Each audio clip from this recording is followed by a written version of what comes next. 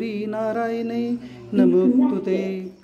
ब्रह्मानंदं परम सुखदं केवलं ज्ञानमूर्तिं द्वन्द्वार्कदृशं तत्त्वमक्षादिलक्ष्यम् एकं नित्यं विमलमचलं सर्वदी साक्षीभूतं भावातीतं त्रिगुणरहितं सद्गुरुं तं नमामि। ओम नमो नमः। ओम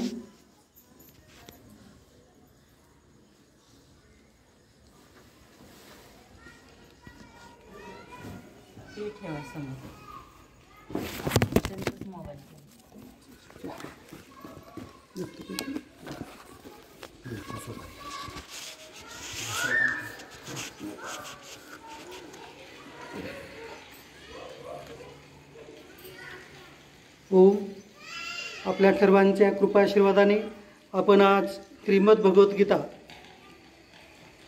पद आणि अन्वयार्थ आपण पाहण्याचा प्रयत्न करूया। मला माझ्या सद्गुरूंनी जसं ज्या पद्धतीने शिकवलं त्या पद्धतीनं मी सांगण्याचा प्रयत्न करेन। यामध्ये जे जे योग्य आहे ते माझ्या सद्गुरूचं आणि जे जिथं चुकल ते मात्र माझं आहे।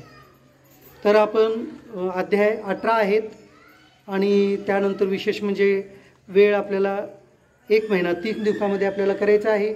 म्हणून आता जितके जण आलेले आहेत इतक्यामध्ये आपण चालू करूया।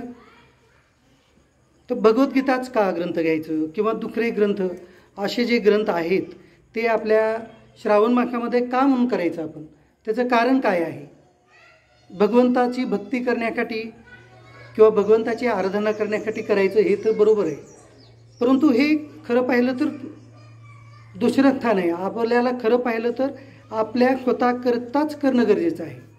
भगवद्गीता असेल, आणखी 18 महापुराण आहेत, वेदव्याख्यानी वेदाचं वर्गीकरण 4 वेदामध्ये केलेलं आहे, त्याचं आहे, उपनिषद आहे। या सर्वांचा अभ्यास खरं तर आपण आपल्यासाठीच करणं गरजेचं आहे। आपल्यासाठी करणं म्हणजे काय? आपण कोण आहे, मी कोण आहे या प्रश्नाचं उत्तर शोधण्यासाठी या ग्रंथाचा अभ्यास करणं आपल्याला गरजेचं आहे। आता आपण सर्वजणच जाणतो की हे शरीर आणि मी कोणीतरी वेगळं आहे, पण नेमकं कोण वेगळं आहे हे आपल्याला कळत नाही आहे। कोणीतरी कुणाचा तरी देहावसन झालं म्हणजे कुणाचा तरी मृत्यू झाला तर आपण सहज बोलून जातो की ती व्यक्ती गेली। आज एखादा व्यंकट नावाचा एक व्यक्ती जर तो मृत्यू पावला तर आपण म्हणतो व्यंकटचा मृत्यू झाला आहे, पुण्यामध्ये झाला आहे आणि त्याची व्यंकटची बॉडी येऊ लागली। त्यावेळेला आपण हे वाक्य बोलतो, व्यंकट येऊ लागला आहे का आपण म्हणत नाही आहे, तर व्यंकटची बॉडी येऊ लागली। म्हणजे त्यावेळेला आपण इनडायरेक्टली मान्य करतो की व्यंकट कोणीतरी वेगळा आहे आणि व्यंकटची बॉडी कोणीतरी वेगळी आहे। तर ते व्यंकट आणि व्यंकटची बॉडी हे 2 वेगवेगळे कसे आहेत याचाच अभ्यास या भगवद्गीतेमध्ये आहे किंवा वेदांतशास्त्रामध्ये आहे किंवा वेदामध्ये आहे, उपनिषदामध्ये आहे।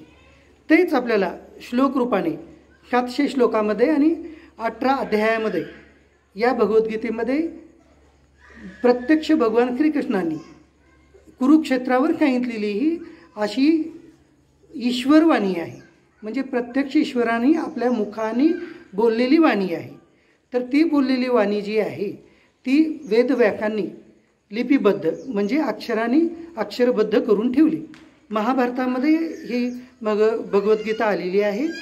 तर भगवद्गीतेचे जे 700 श्लोक आहेत आणि पहिला अध्याय आहे त्यापासून आपण चालू करूया। आपल्या सर्वांना महाभारताची कथा तर माहीतच आहे की महाभारताचं युद्ध होऊ नये म्हणून भगवान श्रीकृष्णाने आटोकाट प्रयत्न केलं, परंतु शेवटी युद्ध होण्याकरिता सज्ज झालेलं आहे आणि युद्धभूमीवर आलेले आहेत। तर त्यावेळेला मग हे भगवद्गीतेचं पहिला अध्याय तिथून सुरुवात होतो, ते आपण पाहूया। हे आपण ग्रंथ जे पाहणार आहोत श्रीमद भगवद्गीता तत्वविवेचनी अशी हे जयदयाल गोयनकाजी म्हणून एक महान संत होऊन गेले गीताप्रेक गोरखपूरचे, त्यांच्यानुसार आपण पाहण्याचा प्रयत्न करूया। तर तत्वविवेचनीनुसार हे प्रथम अध्याय। त्यामध्ये धृतराष्ट्र म्हणतात, कुणाला म्हणतात? धृतराष्ट्रवाच हे संजयाला उद्देशून आहे श्लोक। धृतराष्ट्र म्हणतात, धर्मक्षेत्रे कुरुक्षेत्रे समवेतायुत्कवा मामका पांडवाक्षेय किम कुर्वत संजय। आता हेच आपण हा श्लोक जो आहे तो आपण संगीतमध्ये पाहूया। हे स्पीकिंग भगवद्गीता आहे, आपल्या आकिनगिरेकरांचा ग्रंथ आहे। तर याच्यामध्ये स्पीकिंग भगवद्गीता म्हणजे हा श्लोक आणि त्याचा अर्थ दोन्ही पण इथं त्या याच्यामध्ये येतात. इथं समोर आहे, चालू करा, चालू आहे.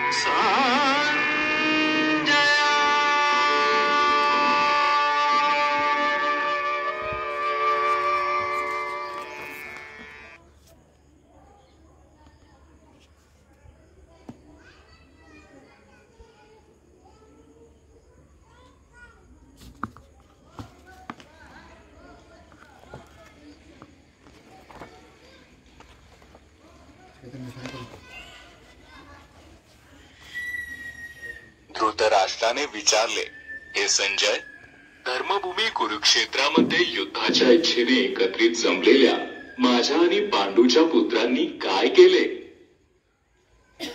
तर या पहिल्या श्लोकामध्ये महाराज धृतराष्ट्र आपले मंत्री संजय यांना विचारतात की काय विचारतात, धर्मक्षेत्रे कुरुक्षेत्र जे होतं ते एक धर्मक्षेत्र होतं की तिथे युद्धाच्या पूर्वी अनेक यज्ञ संपन्न झालेले होते. तिथे अनेक अध्यात्माच्या संबंधाने वादविवाद झालेले होते. तिथे अनेक धर्मकार्य चालत होते. म्हणून त्या कुरुक्षेत्राला धर्मक्षेत्र असं इथं म्हणालेलं आहे. तर त्या धर्मक्षेत्री अशा कुरुक्षेत्रावर समवेता युद्धकवा, समवेता म्हणजे काय, एकत्रित जमलेले कोणते, युद्धकवा म्हणजे युद्धाच्या इच्छाने एकत्रित जमलेले असे ते कोण आहेत, मामका म्हणजे काय, माझ्या मुलांनी. मामका या मामका शब्दानं धृतराष्ट्राचं आपले पुत्र आणि पांडूचे पुत्र यांच्याविषयीचा भेद लक्षात येतो. मामका पांडवाचे म्हणजे पांडूचे पुत्र आणि माझे पुत्र. किम कुर्वत खंजय, किम कुर्वत म्हणजे काय केले. तर आता खंजय याला म्हणतात, धृतराष्ट्र म्हणतात की धर्मभूमी अशा असलेल्या या कुरुक्षेत्रात युद्धाचेने एकत्रित जमलेल्या माझ्या आणि पांडूच्या मुलांनी काय केले. या पहिल्या श्लोकामध्ये धृतराष्ट्रांनी विचारलेलं आहे, जे अशी कुरुक्षेत्र आहे, भूमी आहे, आतापर्यंत धर्मक्षेत्र म्हणून ते नामावधीला आलेलं आहे, अशा त्या धर्मक्षेत्रावर एकत्रित येऊन माझ्या आणि पांडूच्या पुत्रांनी एकत्रित येऊन काय केले तर आता तू मला सांग. आता या मामका या पदानं इथं माझं आणि पांडूच्या पुत्राचे म्हणजे इथं भेदभाव त्यांच्या मनामध्ये होतं हे इथं लक्षात येतं. मग धृतराष्ट्रांचं हे प्रश्न ऐकून खंजय उत्तर द्यायला चालू करतात दुसऱ्या श्लोकातून. त्यामध्ये म्हणतात की दृष्टवान तू पांडवानिकम व्यूढम दुर्योधनक्तदा आचार्यमुपसंगम्य राजा वचनम ब्रवीत. Hey, where are you? मामेव ये प्रपद्यन्ते.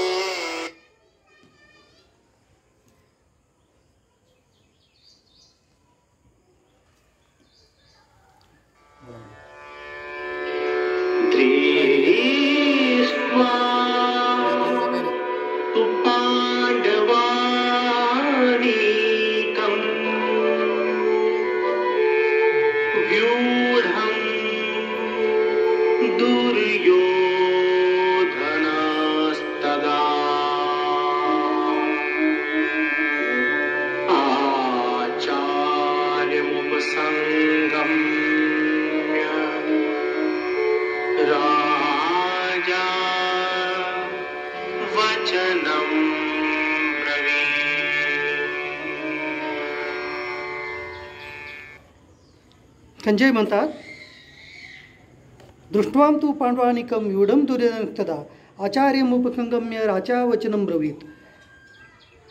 तेव्हा राजा दुर्योधनाने व्यूहरचना केलेले पांडवाचे सैन्य पाहिले आणि द्रोणाचार्य जवळ जाऊन तो म्हणाला, म्हणजे सांगू लागलेत राजा धृतराष्ट्रांना की दुर्योधन त्यावेळेला पूर्ण ही व्यूहरचनामध्ये केलेली जे कौरव आणि पांडवाचे सैनिक आहेत ते एकत्रित पाहून ते द्रोणाचार्याजवळ जाऊन संजय म्हणतात की दुर्योधन काय म्हणतो ते आता मी तुम्हाला सांगणार आहे.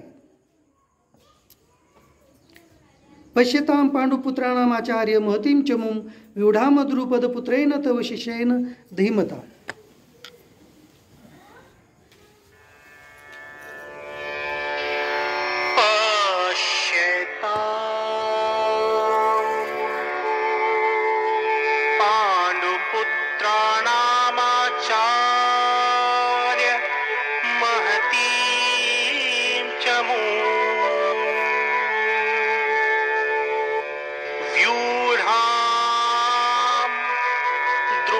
पुत्रेण तव शिष्येण धीमता. अहो आचार्य, तुमच्या बुद्धिमान शिष्याने द्रुपदपुत्र दृष्टद्युम्नाने व्यूहरचना करून उभी केलेली ही पांडुपुत्राची प्रचंड सेना पहा. आचार्य म्हणजे दुर्योधन, द्रोणाचार्य जे होते हे दोन्ही कौरव आणि पांडवाचे गुरु होते. त्या गुरुप्रती आदरयुक्त भावना घेऊन दुर्योधन म्हणतात, अहो आचार्य, तुमच्या अशा बुद्धिमान शिष्य जो आहे द्रुपदपुत्र दृष्टद्युम्न जो आहे, दृष्टद्युम्नाचा जन्म फक्त द्रोणाचार्याचं वध करण्यासाठी झालेलं होतं हे आचार्य सुद्धा जाणत होते.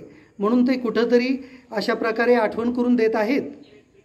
दुर्योधन हे आठवण करून देत आहेत त्यांना, कोणाला?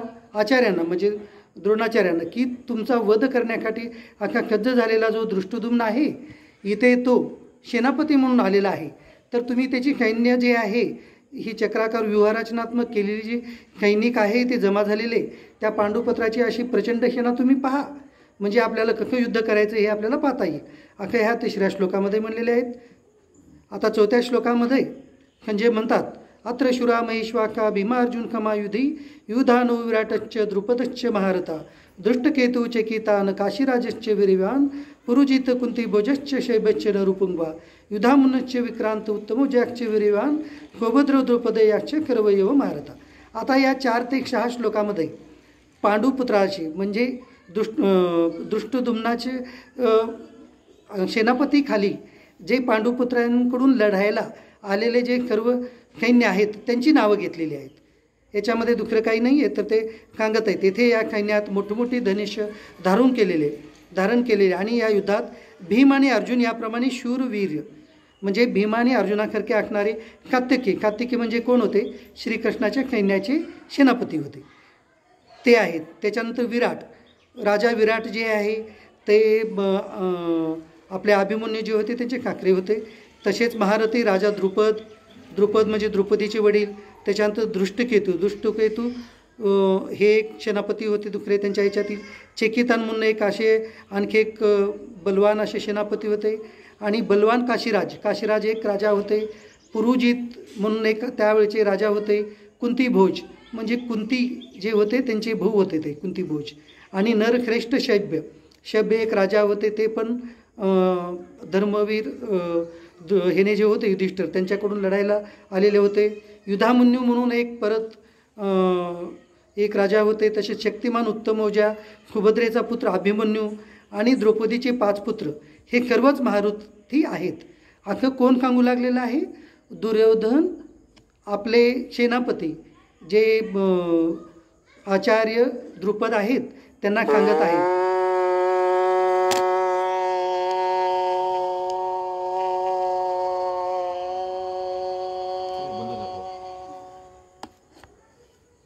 तर इथं ह्या 4 ते 6 श्लोकामध्ये यांचे जे राजे लोक लढायला आलेले आहेत पांडवाकडून त्यांचे त्यांनी नावं सांगितलेले आहेत. आता यापुढे 7व्या श्लोकात म्हणतात, अस्माकं तु विशिष्टा ये तान्नी बदो द्विजत्तम नायकामम कैनश्य कंघ्यार्थतान ब्रवीम येते. थोडं वेळ चाललाय म्हणून ह्याच्यावर घेऊ लागलो. सुरुवात केलं. हे ब्राह्मण श्रेष्ठ, आपल्यातील जे महत्त्वाचे आहेत ते जाणून घ्या. आपल्या माहितीसाठी माझ्या सैन्याचे जे जे सेनापती आहेत ते मी आपल्याला सांगतो. आता ह्या पहिल्या 4 ते 6 श्लोकामध्ये यांना हेने आहेत द्रोणाचार्य आचार्य, त्यांना त्यांनी धर्मवीर किंवा धर्मराज युधिष्ठिर यांच्याकडून लढायला आलेल्या सर्व राजांची नावं सांगितलेली आहेत. आणि आता याच्या पुढे दुर्योधनाकडून जे लढायला आलेले आहेत त्यांचे नावं आता पुढे 8व्या श्लोकामध्ये सांगत आहेत. कोण? दुर्योधन, आपले सेनापती जे द्रोणाचार्य आहेत त्यांना सांगत आहेत. तर कोण कोण आहेत ते? आपण स्वतः द्रोणाचार्य, त्याच्यानंतर पितामह भीष्म आहेत, कर्ण आहेत, युद्धात विजयी होणारे कृपाचार्य आहेत, अश्वत्थामा आहेत, विकर्ण आणि सोमदत्ताचा मुलगा भूरिश्रवा असे हे कौरवाकडून लढायला आलेले योद्धे आहेत. त्यानंतर 9व्या श्लोकात सांगतात अन्यच भवाशुरा मदरते त्यक्त जीविता नाना शस्त्र परणा सर्वे युद्ध विशारदा. इतर सुद्धा अन्यच म्हणजे काय? इतर. मदरते म्हणजे काय? माझ्यासाठी. त्यक्त जीविता, जीविता म्हणजे आपल्या जीवावर उदार होऊन असे बहुवाशुरा पुष्कळ शूरवीर जे आहेत ते सर्व निरनिराळ्या शस्त्रास्त्रांनी सुसज्ज आणि युद्धामध्ये पारंगत आहेत. असे ते राजे माझ्याकडून लढायला म्हणजे आपल्याकडून लढायला इथे आलेले आहेत. त्यानंतर 10व्या श्लोकात सांगतात अपर्याप्तम तदक्माकम बलम भीष्माभिरक्षतम पर्याप्तम त्विदमेतेषां बलम भीमाभिरक्षतम. आता इथं दुर्योधन जे आहे द्रोणाचार्यांना सांगत आहेत. काय सांगत आहेत? की भीष्माकडून रक्षित असलेली अशी आपली जी सेना आहे ही भीमाकडून रक्षित असलेल्या या पांडवेच्या सैन्यावर विजय प्राप्त करण्यासाठी आपण आरूढ झालेलो आहोत. असे म्हणून तो स्वतः युद्ध चालू व्हायच्या अगोदरच दुर्योधन आचार्यांना सांगत आहोत की आपण विजय प्राप्त करणार आहोत आणि करणारच आहोत आपण. असं त्याचा इथे अभिमान जो आहे तो आपल्याला लक्षात येत आहे. त्याच्यानंतर 11व्या श्लोकामध्ये परत दुर्योधन सांगतोय ऐनेषु सर्वेषु यथा भागमवक्तिता भीष्ममेवाभिरक्षन्तु भवन्ता सर्वयोही. आता इथं भगवद्गीतेमध्ये दुर्योधनाचं प्रत्यक्ष नाव आलेलं नाही आहे.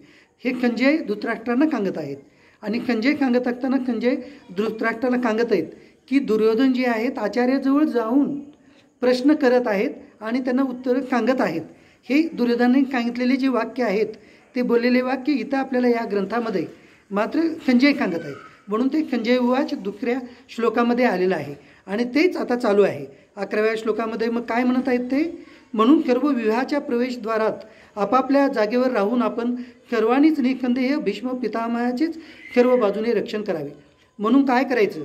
ही व्यूहरचना जी केलेली आहे गोलाकार रचना केलेली हे आपलं व्यूह जो आहे याच्यामध्ये एक प्रवेशद्वार आहे. त्या प्रवेशद्वारावर आपण सर्वजण थांबायचं. आपण सर्व जे सेनापती आहोत ते कुणाचं मुख्य रक्षण करायचं? भीष्म पितामह हे मुख्य आपले सेनापती म्हणून त्यावेळेला द्रोणाचार्य होते. परंतु भीष्म पितामह हे सर्वांचे आदर्श व्यक्तिमत्व होते आणि ते मात्र कौरवाकडून लढायला आलेले होते. म्हणून त्यांचं रक्षण करत करत आपल्याला पांडवाच्या विरोधात लढायचं आहे असं कोण सांगितलं? दुर्योधनानं सांगितलेलं आहे. आणि भगवद्गीतेमध्ये आपल्याला हे कोण सांगत आहे? संजय सांगत आहे. तस्य खजनयन हर्षम कुरु वृद्ध पितामह शिवनादमुन दुच्चै शंखम दद्मो प्रतापवान. मग आता काय करत? आता पुढे शंख वाजवत आहेत. त्या शंखाचं वर्णन आता पुढे येत आहे. तर त्यामध्ये काय म्हणत आहेत ते 12व्या श्लोकामध्ये कौरवातील वृद्ध महापराक्रमी पितामह भीष्मानी त्या दुर्योधनाच्या अंतःकरणात आनंद निर्माण करीत मोठ्याने शिवांकरका गर्जना करून शंख वाजविला. आता युद्ध सुरुवात करण्याकरिता त्यावेळची पद्धत होती की शंख गर्जना केल्यानंतर युद्धाची सुरुवात करायची. तर त्यावेळेला दुर्योधनाच्या हृदयामध्ये हर्ष म्हणजे आनंद उत्पन्न होण्याकरिता स्वतः भीष्म पितामह जे आहेत त्यांचा शंख असे कुरुवृद्ध म्हणजे कौरवातील वृद्ध, प्रतापवान म्हणजे महापराक्रमी असे ते पितामह भीष्म काय करत आहेत? सिंहाच्या आरोळीप्रमाणे गर्जना करत शंख वाजवले त्यांनी. म्हणजे एक प्रकारे त्यांनी युद्धाचा आरंभ केलेला आहे.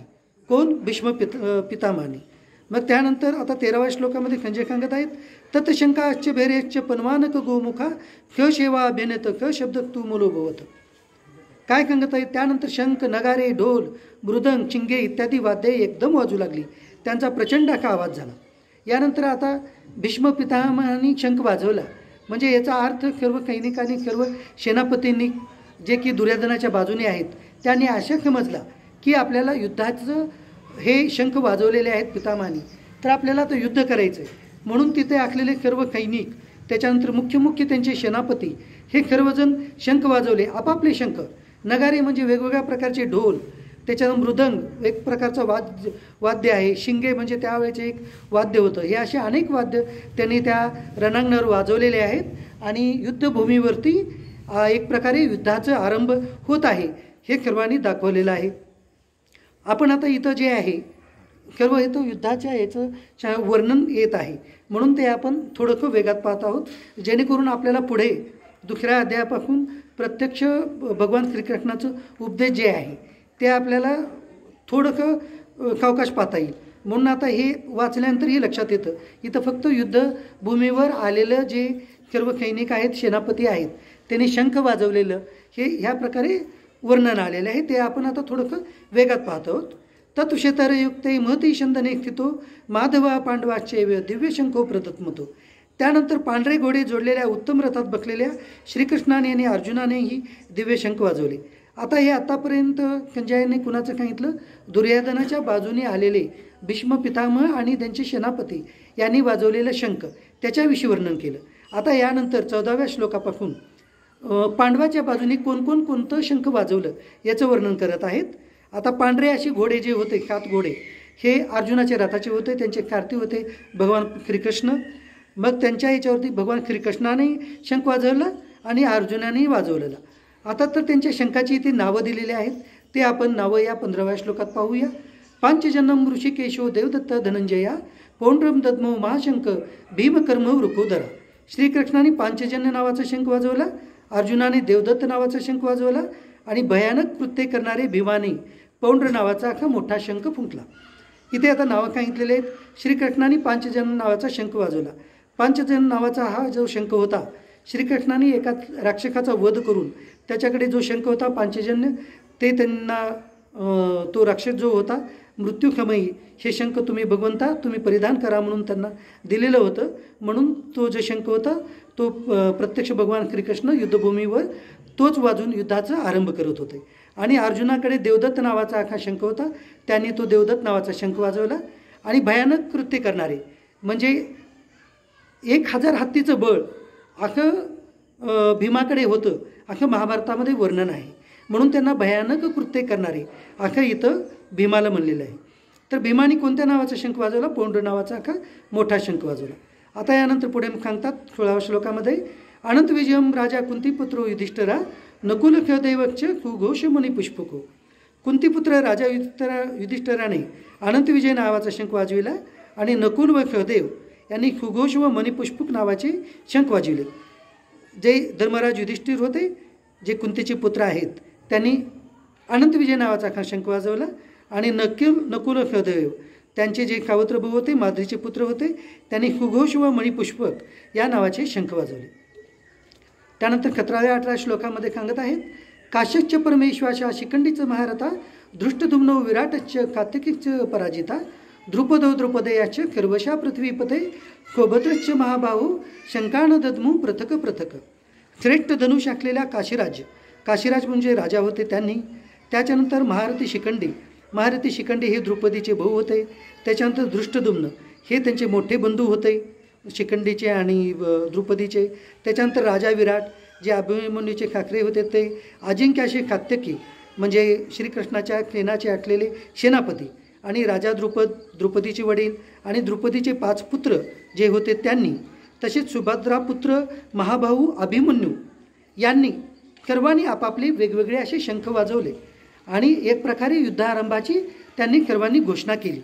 म्हणजे इथे आता पूर्ण आत्तापर्यंत जे आहे कौरव सेनेमध्ये मुख्य जे सेनापती आहेत त्यांनी त्यांचा जो शंख वाजवला आणि पांडवांनी जे शंख वाजवले आणि भगवान श्रीकृष्णाने पांचजन नावाचे शंख वाजवले, या सर्वांचं वर्णन इथे 18व्या श्लोकापर्यंत आलेलं आहे. मग आता इथं पुढे काय होतं संजय त्याचं वर्णन करत आहेत 19व्या श्लोकामध्ये. खघोषो धात्राष्ट्राणां हृदयानी विदारयत नभश्च पृथ्वीचैव तुमुलो वेणुनादयन. आणि त्या भयानक आवाजाने आकाश व पृथ्वीला दुमदुमून टाकीत कौरवाची अर्थात आपल्या पक्षातील लोकांची छाती दडपून टाकली.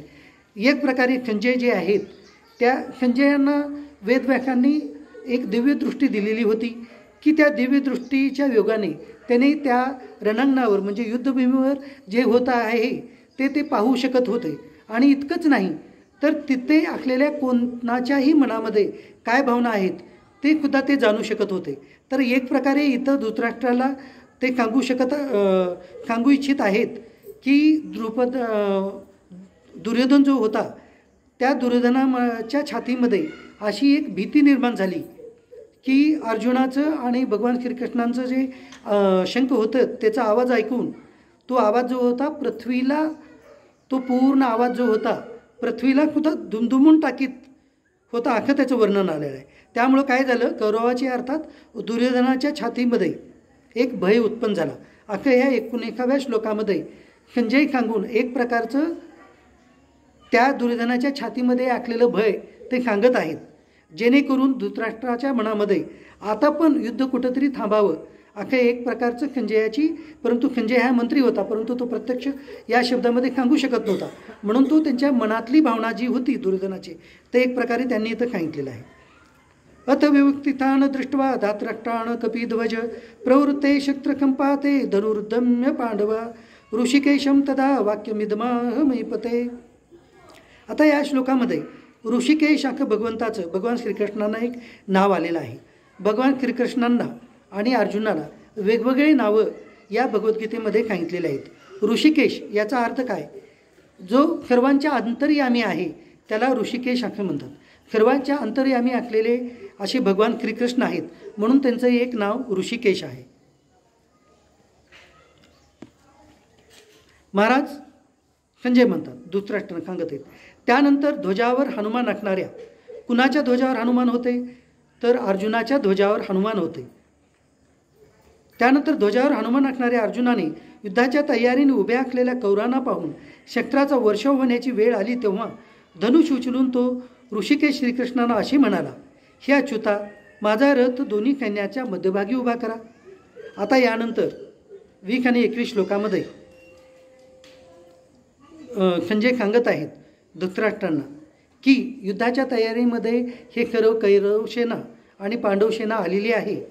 तर आता या सर्वांना पाहून पांडवाकडून जे मुख्य योद्धा होते ते अर्जुनच होते. हे पाहिले, अर्जुनाने सर्वांकडे पाहिलं, कौरवाकडे पाहिलं, त्याच्यानंतर पांडवाच्या सेनेकडे पाहिलं आणि भगवान श्रीकृष्णाला ते म्हणतात, हे अच्युता. अच्युता म्हणजे जे कधीही आपल्या पदापासून, भगवत पदापासून जे खाली उतरलेले नाहीत, म्हणून ते आपल्याला ते सांगत आहेत. म्हणून त्याला अच्युत असं या नावानं भगवान श्रीकृष्ण सांगत आहेत की माझा रथ तू जे आहेत भगवान श्रीकृष्ण, तुम्ही माझा रथ जो आहे या दोन्ही सेनेच्या मध्ये माझा रथ तुम्ही उभा करा. आता पहा, आपण म्हणजे भगवंतानी या भगवद्गीतेची सुरुवात कशी केली हे आपल्याला इथं पाहण्याकरता आहे. एक महत्त्वाचा श्लोक आहे हा 21वा श्लोक, की अर्जुन सांगत आहेत भगवंताला, काय म्हणत आहेत, भगवंता हे अच्युता, माझा रथ तुम्ही दोन्ही सैन्याच्या मध्यभागी उभा करा. अर्जुनाची प्रार्थना भगवान श्रीकृष्णांना काय होती की माझा जो रथ आहे तुम्ही त्या दोन्ही सैन्याच्या मध्ये उभा करा, जेणेकरून मला पांडव सेना आणि कौरव सेना ही दोन्ही पाहता येईल. परंतु आता पहा भगवान श्रीकृष्णांनी काय केलं, त्यांचं रथ त्यांनी कुठे उभा केलं की जेणेकरून ह्या भगवद्गीतेची उत्पत्ती तिथं व्हायला पाहिजे, हे भगवान श्रीकृष्णांच्या मनामध्ये अगोदरच होतं. परंतु अर्जुनाने सांगितलेलं होतं की माझं जे रथ आहे ते तुम्ही दोन्ही सैन्याच्या मध्यभागी उभा करा. अर्जुनाची प्रार्थना काय आहे, दोन्ही सैन्याच्या मध्यभागी उभा करा. आता भगवान श्रीकृष्ण रथ कुठे उभा करतात हे पुढे श्लोकामध्ये येईल, ते आपण पाहूया.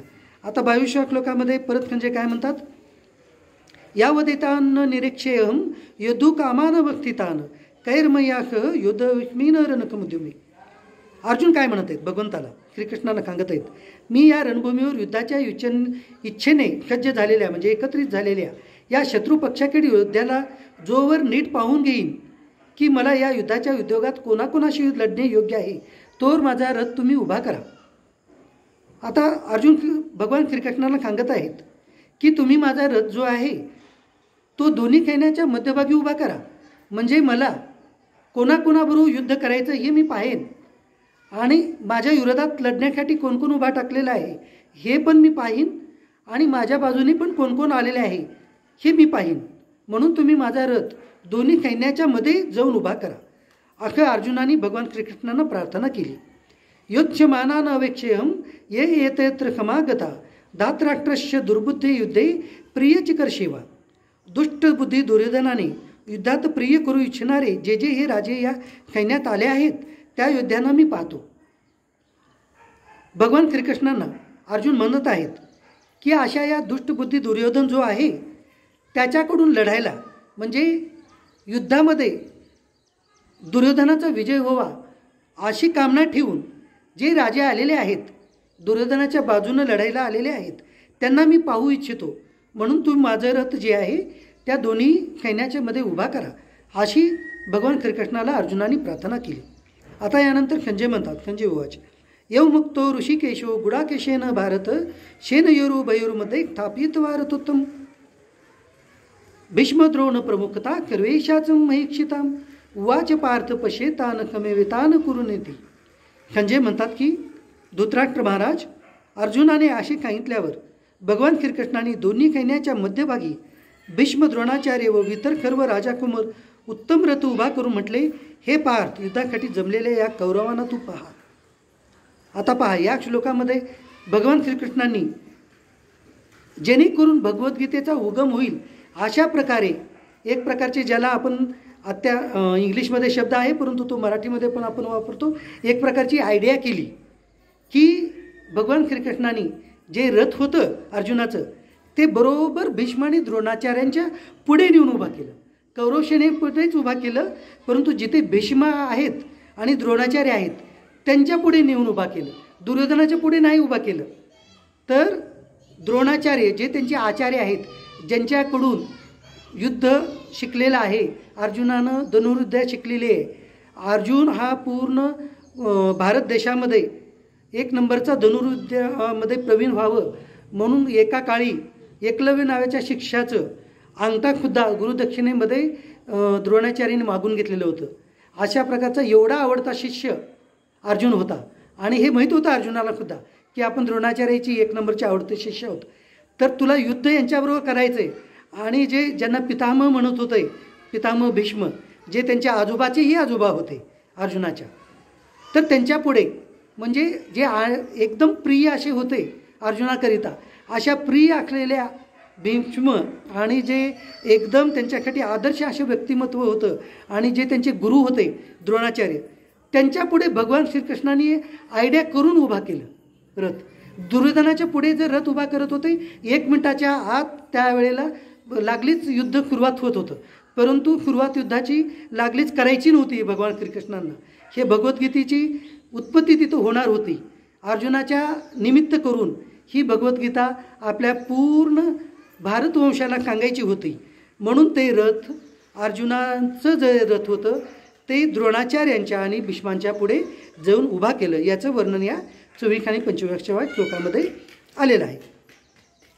आता पुढे संजय म्हणतात, त्रत्र पश्चातिथान पार्थ पितृणत पितामह आचार्यान मातुलान स्थितान पार्थ पितृणत पितामहान श्वशुरान कृतश्चैवय शेनयो उभयो अपि. आता यानंतर काय म्हणतात, कुंतीपुत्र अर्जुनाने त्या दोन्ही सैन्यामध्ये असलेले काका, आजे, पंजे, गुरु, मामा, भाऊ, मुलगे, नातू, मित्र, खाकरे आणि हितचिंतक या सर्वांना पाहिले. हे कोण सांगत आहेत? भगवान श्रीकृष्णच सांगत आहेत. कुणाला? अर्जुनाला. की बघ हे पार्थ. पार्थ म्हणजे अर्जुनाचं एक नाव होतं. का बरं? तर कुंती मातेचं एक नाव पृथा असं एक नाव होतं. त्याकरिता पृथेचा पुत्र म्हणून पार्थ असं अर्जुनाचं एक नाव होतं. म्हणून अर्जुनाला सांगत आहेत, हे पार्थ युद्धासाठी जमलेले या कौरवांना पहा. कौरव म्हणजे काय? हे भीष्म पितामह आणि द्रोणाचार्य जे आचार्य आहेत, हे इथे तुझे गुरु आणि पितामह नाहीत, तर हे कौरव आहेत, स्पष्ट शब्दात सांगत आहेत. आणि दुसरे कौरव कोणते आहेत? ज्यांना तू गुरु म्हणतो ते कृपाचार्य आहेत. तुझे मामा जे आहेत, त्यांचे मामा जे होते, शकुनी मामा होता दुर्योधनाचा, त्यांचेही मामा होते. त्याच्यानंतर त्यांचे भाऊ दुर्योधन, दुशासन हे 100 भाऊ होते. त्यांचे मुलगे म्हणजे भावाचे मुलं हे सुद्धा मुलंच बनले जातात. नंतर नातू होते, मित्र होते, हे सर्व हितचिंतक या सगळ्यांना तू पहा. म्हणजे कोणाकोणासोबत तुला युद्ध करायचं आहे हे तू एकदा पाहून घे, असं भगवान श्रीकृष्णांनी अर्जुनाला सांगितलं. आणि ही पूर्ण कथा संजय धृतराष्ट्रांना सांगत आहेत. आता यापुढे 27व्या श्लोकामध्ये म्हणत आहेत, आता पहिला दिवस आहे आपल्याला म्हणून आपण थोडंसं वेगामध्ये हे युद्धभूमीवरचं वर्णन आहे म्हणून आपण थोडंसं वेगात पाहत आहोत. तान खमिक्षम ख कोणतेय सर्व बंधान उक्तितान कृपया पर्या विष्णू विषिदन इदम अब्रवीत. तेथे असलेल्या त्या सर्व बांधवांना पाहून अत्यंत करुणेने व्याप्त झालेला कुंतपुत्र अर्जुन शोकाकुल होऊन असे म्हणाला. आता पहा, या अध्यायाचं नावच काय आहे? अर्जुन विषाद योग अध्याय. तर आता तो विषाद म्हणजे काय? तर दुःख. तर आता इथं म्हणजे पहिल्या अध्यायातील 27 का 28 श्लोकापासून आपल्याला अर्जुनाच्या विषादाची म्हणजे त्याच्या दुःखाची सुरुवात इथं होऊ लागलेली आहे. तो करुणाने व्याप्त झालेला म्हणजे का बरं? करुणाने व्याप्त का झाला? दुर्योधनाला पाहून त्याला दुःखावेग नाही आला, तर तिथं पाहून पितामह भीष्म आणि आचार्य द्रोणाचार्य आणि कृपाचार्य या तिघांना पाहून त्यांना त्यांच्या याच्यामध्ये एक भीती पण उत्पन्न झाली. आणि आता आपल्याला यांच्यासोबत लढायचं आहे आणि हे कौरव आहेत, कौरवाकडून हे आहेत, म्हणून त्यांना आता काय झालेलं आहे? दुःख उत्पन्न होत आहे अर्जुनाला. मग अर्जुन आता भगवान श्रीकृष्णाला म्हणत आहेत. काय म्हणत आहेत? दृष्टवैमं स्वजनम कृष्ण युद्धम समुपस्थितम शिदंती मम गात्राणि मुखम च परिशिष्यते वैपतुच्च शरीरे मे रोमहर्षच्च जायते. अर्जुन म्हणतात की हे श्रीकृष्णा, युद्धाच्या इच्छेने रणांगणावर उभ्या असलेल्या या स्वजनांना पाहून माझे अवयव गळून जात आहेत, तोंडाला कोरड पडली आहे, शरीराला कंप फुटला आहे आणि अंगावर रोमांच उभे राहत आहेत. आता पहा, त्या युद्धभूमीवर थांबलेले जे भगवान श्रीकृष्णाने सांगितलं की तू या पितामहाला पहा, या द्रोणाला आचार्यांना पहा, कृपाचार्यांना पहा, यांना पाहून अर्जुनाला आता काय होत आहेत? त्याचे सर्व अवयव जे आहेत गळून जात आहेत. जसं की भीती उत्पन्न झाल्यानंतर जे होतं त्या प्रमाणाचं रोमांच, शरीराला कंप आणि तोंडाला कोरड आता अर्जुनाला पडलेली आहे.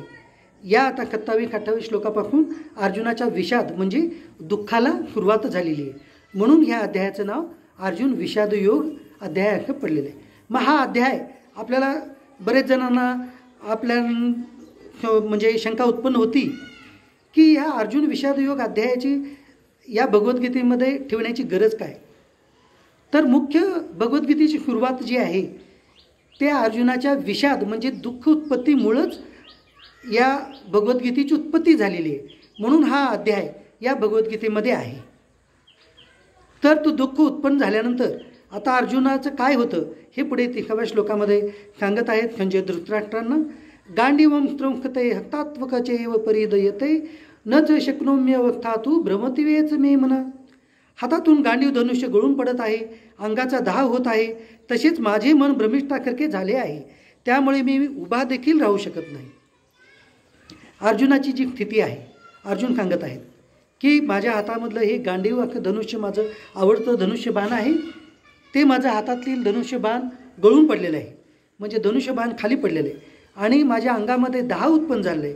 माझ्या अंगामध्ये एक प्रकारचं आग उत्पन्न होत आहे आणि माझं जे मन आहे ते भ्रमिष्ट झालेलं आहे. म्हणजे मी आता काय करावं? मी युद्ध करू की काय करू अशी मला शंका उत्पन्न होते. त्यामुळं काय होऊ लागलेलं आहे? मी आता उभा टाकायला सुद्धा मला येत नाही आहे. भीतीमुळे मी आता उभा सुद्धा टाकू शकत नाही आहे. निमित्तानीच पश्यामी विपरीतानी केशव न च श्रेयो अनुपशामी हत्वा स्वजन महावी. आणि यामुळं काय होतं आहे भगवंता? हे केशव जे तिन्ही लोकाचे जे पालक आहेत त्यांना केशव म्हणतात. भगवान विष्णूचं हे नाव आहे. भगवान विष्णूचं हे नाव आहे. तिथं श्रीकृष्णांना हे अर्जुनाने नाव दिलं. म्हणजे युद्ध चालू होण्याच्या पूर्वीसुद्धा अर्जुन हे जाणत होते की श्रीकृष्ण हे प्रत्यक्ष भगवंतच आहेत आणि भगवान विष्णूचे अवतारच आहेत. म्हणून विष्णूचं जे नाव आहे केशव ते त्याने तिथं रणांगणावर श्रीकृष्णाला संबोधन केलं. हे केशवा, मला विपरीत अशी चिन्ह दिसत आहेत. युद्धात तापताना मारून कल्याण होईल असे मला वाटत नाही. आता भगवान श्रीकृष्णांना अर्जुन आपला जो विषाद आहे तो उत्पन्न करून सांगत आहेत की या युद्धामध्ये हे माझे आप्त लोक जे आहेत, कौरव आहेत, माझे गुरु आहेत, माझे पितामह आहेत, यांच्याबरोबर युद्ध करून माझं काय कल्याण होईल असं मला काय वाटत नाही. आता पहा, इथे पूर्ण हे म्हणजे एक प्रकारची भीती आणि युद्धामध्ये या आप्तांना मारून म्हणजे फक्त अर्जुनाचं रथ पितामहाच्या पुढे आणि द्रोणाचार्यांच्या पुढे होतं. म्हणून हे दुःख जे आहे उत्पन्न होत आहे. दुर्योधनाच्या पुढे जर राहिलं तर आपण सुद्धा राग येतो आपल्यालाही दुर्योधनाचे वचन ऐकून. म्हणून त्यांनी दुर्योधनाच्या पुढे उभा केलेलं नाही आहे. म्हणून इथं कौरव म्हणजेच हे पितामह आहेत आणि द्रोणाचार्य आहेत हे त्यांना दाखवायचं होतं. म्हणून हे दुःख उत्पन्न झालेलं आहे. न कांक्षे विजयम कृष्णम च राज्यम सुखानीच किम नो राज्ये न गोविंद किम नो भुगेर जीविते न वा. पहा आता काय म्हणतात अर्जुन म्हणतात, हे भगवान श्रीकृष्णा, मला तर विजयाची इच्छाही नाही, राज्याची नाही की सुखाचीही नाही. हे गोविंदा, आम्हाला असे राज्य काय करायचे? अशा भोगाने आणि जगण्याने तरी काय लाभ होणार आहे? युद्ध करण्याची सर्वात जास्त इच्छा दुर्योधनाला होती आणि पांडवामध्ये भीमांना आणि अर्जुनालाच होती पांडवामध्ये. परंतु आता पहा त्याची युद्धाची इच्छा सुद्धा तिथं पूर्ण नष्ट झालेली आहे फक्त भगवान श्रीकृष्णांच्या एका कृतीमुळे. आता स्वतः ते गांडीवधारी धनुष्य धारण करणारे अर्जुन म्हणत आहेत मला युद्धाची इच्छाच नाही म्हणत आहेत आता, आणि मला या राज्याची पण इच्छा नाही आहे. त्याच्यानंतर कोणतं मला राज्य सुद्धा प्राप्त करायचं नाही. हे गोविंदा, मला हे अखे राज्य काय करायचं आहे की ह्या माझ्याच राज्यातील माझेच बंधू जे आहेत, माझेच पितामह जे आहेत, माझेच जे गुरु आहेत, यांच्या विरोधात मी लढून मी काय करणार आहे? मला हे अखे राज्य मला काहीच कामाचं नाही आहे अखे अर्जुन भगवंताला म्हणत आहेत. येशामर्थे कांक्षितम नो राज्यम भोगा सुखानीच त यम व्यक्तिता युद्धे प्राणान त्यक्त्वा धनानीच. कारण की आम्हाला ज्यांच्यासाठी राज्य भोग आणि सुखाती अपेक्षित आहेत तेच हे सर्वजण संपत्तीच्या आणि जीविताची आशा करून युद्धात उभं टाकलेत. अरे भगवंता, मी हे राज्य ज्यांच्यासाठी उपभोगावं म्हणतो असे ते माझे बंधू आहेत, माझे गुरु आहेत, हेच जर माझ्या विरोधात लढण्यासाठी उभा टाकलेले आहेत तर मी त्यांचाच वध करून किंवा ते माझा वध करून मग शेवटी अखेर राज्य उभवण्याचं काय हित आहे त्यामध्ये? त्यापेक्षा मी माझी इच्छा आता हे युद्ध करायची नाही आहे. अख्या अर्जुनाचा जो दुःख आहे ते आपल्या भगवंताप्रती भगवान श्रीकृष्णाप्रती अर्जुन सांगत आहेत. हे पूर्ण आता इथून जे अध्याय समाप्तीपर्यंत जे आहे अर्जुनाचं विषाद म्हणजे दुःखाचं वर्णन झालेलं आहे. आचार्य पित्रा पुत्राक्तवेच पितामहा मातुला श्वशुरा पौत्राशाला कंबनितता. गुरुजन आहेत, काका आहेत, मुलगे, आजे, आजोबा, मामा, साखरे, नातू, मेवणे, त्याचप्रमाणे इतर असे आप्त आहेत जे की इथं लढण्यासाठी आलेले आहेत. यथा न अंतुमिच्छामि ज्ञतोपि मधुसूदन अपित्रैलक्ष्यश राज्यश हेतो किम न मयी कृते. हे मधुसूदना, हे मला मारण्यास तयार झाले तरी किंवा त्रैलोक्याच्या राजासाठीही मी या सर्वांना मारू इच्छित नाही, मग पृथ्वीची काय कथा. हे मधुसूदना, एक मधु नावाचा रक्षक होता. त्या रक्षकाला भगवान श्रीकृष्णांनी मारलेलं होतं. ते भगवान श्रीकृष्णाला आठवण करून देत आहेत अर्जुन की हे भगवंता, तू असुरी प्रवृत्ती लोकांचा वध केलेला आहे मला माहीत आहे, म्हणून मी तुला मधुसूदना म्हणत आहे. आणि तू सुद्धा या युद्धभूमीवर हे आसुर प्रवृत्तीचे जे माझे दुर्योधनाचे लोक आहेत त्यांना मारण्यासाठी तू मला इथं आणलेलं आहे. परंतु हे भगवंता, मला तू यांना मारायला लावू लागला, परंतु हे माझे भाऊ आहेत, माझे गुरु आहेत, म्हणून मी या राज्यासाठी सुद्धा या लोकांना मारू इच्छित नाही. मग ह्या पूर्ण पृथ्वीसाठी यांना का मी मारू असं म्हणून उलट भगवान श्रीकृष्णांनाच हे प्रश्न विचारून तिथं थांबत आहेत आणि पुढे विचारत आहेत. निहत्या धातराष्ट्रस्य का प्रतिशात जनार्दना पापमय व आश्रयेत आत्मान हत्वा येताना आततायेना. आता यापुढे भगवान श्रीकृष्णांना अर्जुन म्हणत आहेत, हे जनार्दना, धृतराष्ट्राच्या मुलांना मारून आम्हाला कोणते सुख बरे मिळणार?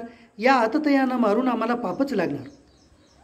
जनार्दन असे संबोधन भगवान श्रीकृष्णाप्रती करून अर्जुन म्हणत आहेत की धृतराष्ट्राच्या ह्या मुलांना म्हणजे कौरव जे आहेत यांना मारून मला कोणता सुख मिळणार आहे?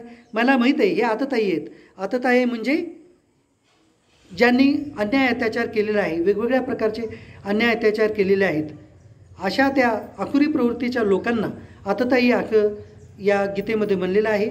तर या अशा आततायी पुरुषांना मारून मला पापच लागल असं आता कोण? अर्जुनच म्हणत आहेत. पुढेच 34व्या श्लोकात ते म्हणत आहेत, तस्मात् न हरावयम हंतुम धातराष्ट्रान स बांधवान स्वजनम ही कथम हत्वा सुखीन श्याम माधव. म्हणूनच हे माधवा, आपल्या बांधवांना धृतराष्ट्र पुत्रांना आम्ही मारणे योग्य नाही, कारण आपल्याच कुटुंबियांना मारून आम्ही कसे सुखी होणार. म्हणून हे माधव, भगवान श्रीकृष्णाचं एक नाव माधवही होतं, म्हणून इथं ते माधव या नावानं संबोधन करून म्हणत आहेत, हे माधवा, हे जे माझे बांधव आहेत, जे की धृतराष्ट्राचे पुत्र आहेत, अशा या पुत्रांना मी मारणं योग्य नाही आहे. मी माझ्याच कुटुंबातील असे जे माझे चुलत बंधू आहेत यांना मी मारून सुखी कसा होऊ, असं अर्जुन जे आहेत भगवान श्रीकृष्णांना विचारत आहेत. यद्यपि ते न पश्यन्ति लोभोपहत चेतका कुलक्षय कृतं दोषम मित्रदोहेच पातकम कथम न नेयमस्माभिः पापादस्मान निवृत्तितुं कुलक्षय कृतं दोषम प्रपश्युद्वीर जनार्दना. जरी लोभामुळे बुद्धिभ्रष्ट झालेल्या यांना कुळाचा नाश झाल्यामुळे उत्पन्न होणारा दोष आणि मित्राशी वैर करण्याचे पातक दिसत नसले तरी, हे जनार्दना, कुळाच्या नाशाने उत्पन्न होणारा दोष स्पष्ट दिसत असतानाही आम्ही या पापापासून परावृत होण्याचा विचार का बरे करू नये. हे दुर्योधन दुशासन जे आहेत यांना कुळाचा नाश झाल्यानंतर जे दोष उत्पन्न होतात हे त्यांना दिसत नाहीत, परंतु आम्ही तर धर्माचं रक्षण करणारे असे लोक आहोत आणि आम्हाला जे आहे पूर्ण याच्याबद्दल ज्ञान आहे. कुळाचा नाश झाल्यानंतर काय होतं, तर आम्ही कुळाचा नाश झाल्यानं होणारे जे दोष आहेत ते आम्हाला माहीत असताना सुद्धा आम्ही ह्या कुळ दोषाच्या, आम्ही त्यांना मारलो तरी आमच्या कुळाचाच नाश होणार आहे, त्यांनी आम्हाला मारलं तरी आमच्याच कुळाचा नाश होणार आहे, कुरुवंशाचाच नाश होणार आहे. तर हे आम्ही का बरं करावं, म्हणून हा प्रश्न भगवान श्रीकृष्णांना अर्जुन विचारत आहेत. कुलक्षये प्रणशन्ति कुलधर्म सनातना धर्मे नष्टे कुलम कृष्णम अधर्म अभिभवती यथा. आता कुलक्षय झाल्यानंतर काय होतं हे अर्जुन सांगत आहेत. कुळाचा नाश झाला असता परंपरागत कुळधर्म नाहीसे होतात. कुळधर्म नाहीसे झाले असता त्या कुळात मोठ्या प्रमाणात पाप फैला होते. आता अर्जुन इथे त्या रणांगणावर सुद्धा प्रत्यक्ष भगवंताला सांगत आहेत की जर आमच्या कुळाचा नाश झाला तर कुळामध्ये हे आमचं कुरुवंश जे आहे इथे पूर्ण आमचे कुळधर्म नष्ट होतील, जे की पुढे श्राद्ध तर्पण करण्यासाठी सुद्धा कोणी राहणार नाही, कारण तिथं त्या रणांगणावरती सर्व पूर्ण कुळच कंप्लीट कुरुवंश जे होतं ते पूर्ण कुरुवंश तिथं आलेलं होतं. राजा धृतराष्ट्र एकटे सोडले तर पूर्ण कुरुवंश त्या रणांगणावर होतं. तर मग त्यांचा जर नाश झाला तर मग पूर्ण आमचा कुरुवंश जर नष्ट होईल आणि त्यामुळं आमच्या या कुरुवंशामध्ये पापाची उत्पत्ती होऊ शकते, असं अर्जुनाचं मत तिथे आलं. अधर्माभिभावात कृष्ण प्रदूषंती कुलस्त्रिया स्त्रीषु दुष्टाशु वार्ष्णेय जायते वर्णशंकरा. हे कृष्णा, पाप अधिक वाढल्याने कुळातील स्त्रिया अतिशय बिघडतील आणि हे वार्ष्णेय स्त्रिया बिघडल्या असता वर्णव्यवस्थेचा नाश होतो. इथे अर्जुन जे आहे त्यांची शंका उत्पन्न करून भगवान श्रीकृष्णांना शंका दाखवत आहेत. शंकरो नरकाय एव कुलग्ननाम कुलश्च पतंती पित्रो हेशाम लुप्त पिंडोदक क्रिया. वर्णशंकर हा कुळाचा नाश करणारे आणि कुळाला नरकालाच नेतो, कारण श्राद्ध जलतर्पण इत्यादींना मुकलेले यांचे पितर अधोगतीला जातात. जर आमचे कोणच कुलाचे पुढचे जर वंशजच जर नाही राहिले तर आमच्या ह्याच्यासाठी जर दुसरे कोणी श्राद्ध तर्पण केलं तर ते आम्हाला अधोगतीला नेण्यासाठी कारणीभूत ठरल. असे इथं आता धर्माच्या गोष्टी अर्जुन प्रत्यक्ष भगवंताला सांगत आहेत. दोषे रेते कुलग्ननाम वर्णशंकरकारके उत्सादंते जाती धर्म कुलधर्माच शाश्वता. आणि या वर्णशंकर करणाऱ्या दोषामुळे परंपरागत जाती धर्माने कुलधर्मही उद्ध्वस्त होतात. आता अर्जुनच भगवंताला सांगत आहेत, ह्या अशा वर्णशंकर निर्माण झाल्यामुळं जातीधर्म आणि कुलधर्म नष्ट होतो, त्यामुळे आमचा कुलधर्मच पूर्णपणे नष्ट होईल. उत्खन कुलधर्मानां मनुष्यानां जनार्दन नरके अनेतम वाक्यो भवतीत अनुशुशिरम. हे जनार्दना, ज्यांचे कुलधर्म नाहीसे झाले आहेत अशा माणसांना अनिश्चित काळापर्यंत नरकात पडावे लागते असे आम्ही ऐकत आलो आहोत. धर्मशास्त्रामध्ये जे सांगितलेलं आहे तेच स्वतः भगवान श्रीकृष्णांना अर्जुन सांगत आहेत. हे जनार्दना, ज्यांचे कुलधर्म असे नाहीसे झाले आहेत असे जे मनुष्य आहेत ते मनुष्य अनिश्चित काळापर्यंत नरकात पडत आहेत असं आम्ही आत्तापर्यंत ऐकलेलं आहे. म्हणजे कुलधर्म नष्ट झाल्यामुळं आम्हाला नरकात जावं लागेल. तर आम्ही असं का बरं करावं.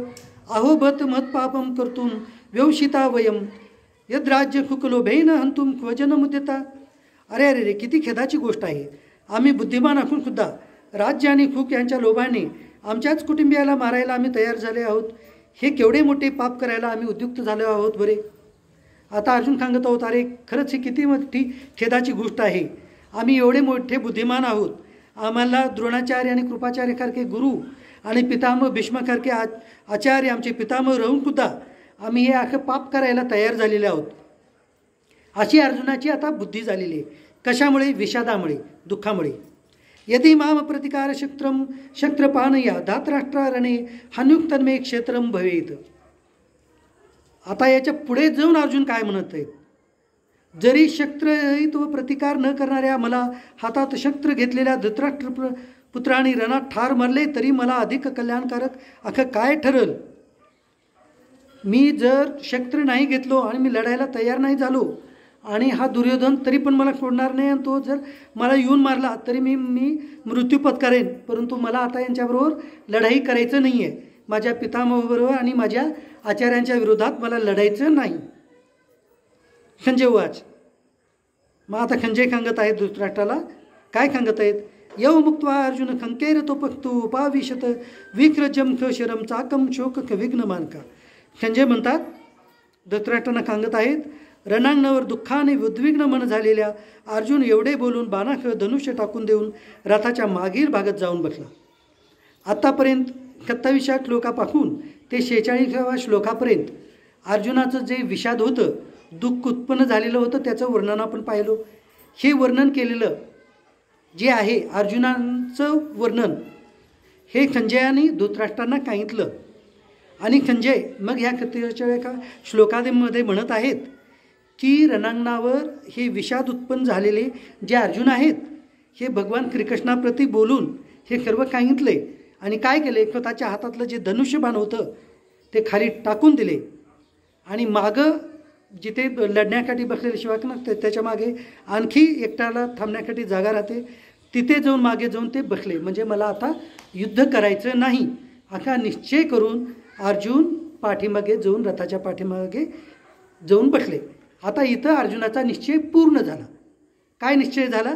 की मला आता युद्धच करायचं नाही. हा निश्चय इथं आपल्या पहिल्या अध्यायाच्या 47व्या श्लोकामध्ये पूर्ण झाला. आता इथं आत्तापर्यंत हे 47 जे श्लोक आहेत, मला माहिती आहे आपण फारच वेगात पाहिलो, परंतु पहिला अध्याय आहे, थोडं म्हणजे वाचल्यानंतरही सगळ्यांना लक्षात येतं. आता पुढे पुढे म्हणजे गूढ श्लोक आहेत काही, ते पाहायला वेळ लागतं, म्हणून आपण ते उद्यापासून पाहूया. आता याचा शेवटचा जो त्यांचा याचा शांतीचा श्लोक जो आहे आणि संक्षिप्त किंवा अध्याय समाप्तीचा जो श्लोक आहे तो आपण पाहूया. ओम तत्सदिति श्रीमद्भगवद्गीता उपनिषत्सु ब्रह्मविद्याया योगशास्त्रे श्रीकृष्णार्जुन संवादे अर्जुन विषाद योगो नाम प्रथमो अध्याय. अखं हे ज्यामध्ये ओंकार स्वरूपी तत् म्हणजे ते अखं ओंकार स्वरूपा भगवंताचं वर्णन ज्याच्यामध्ये आलेलं आहे, ज्याच्यामध्ये ब्रह्मविद्याचं वर्णन आलेलं आहे, ज्याच्यामध्ये योगशास्त्र म्हणजेच कर्मयोग, भक्तियोग, ज्ञानयोग, अनन्य भक्तियोग अखं ज्याचं वर्णन आलेलं आहे, अखं जे योगशास्त्र आहे आणि ज्याच्यामध्ये ब्रह्मज्ञानाचं वर्णन आलेलं आहे, अखं ते भगवान श्रीकृष्णाचं आणि अर्जुनाच्या या दोघांच्या संवादामध्ये उत्पन्न झालेलं भगवद्गीतेतलं अखं हे अर्जुन विषादयोग नावाचा अखा पहिला अध्याय इथे समाप्त झाला. तो माझे सद्गुरू भगवान श्रीकृष्ण आणि आपल्या सर्वांच्या चरणी वंदन करून इथे आपण थांबूया. आणि महाराज आता आपण पुढे ओम नमः शिवायचा जप महाराजांच्या मार्गदर्शनाखाली सुरुवात करूया. ओम.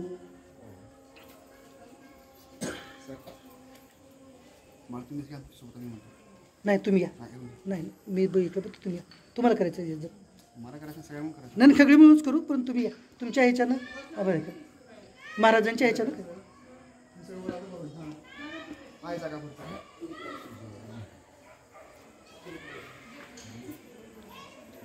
ताई तुम्हीच याकडे जा, आम्ही बघतो खाली. तुम्ही नाही इकडे जागा कंपनी हो या ताई यावर वर बोलत